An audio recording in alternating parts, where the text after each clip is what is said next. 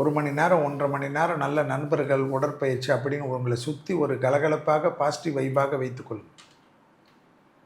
வேலை வேலை வேலை வேலை வேலைன்னே இருந்து உங்கள் வாழ்க்கையை கெடுத்துக்காது. பிறருக்காக உழைத்து உழைத்து உழைத்து உங்களை கெடுத்துக்கொள்ளாது. நிறைய நல்லது நடக்கும் மேஷத்துக்கு. நிறைய அற்புதம் நடக்கும். சரியாக பயன்படுத்தி கொள்ளுங்க. தூக்கத்தை கெடுத்துடாது. டூ மச் கமிட்மெண்ட் வேணாம். வயிறும் நரம்பும் மேஷத்துக்கு எப்போயுமே கவனமாக இருக்கணும்.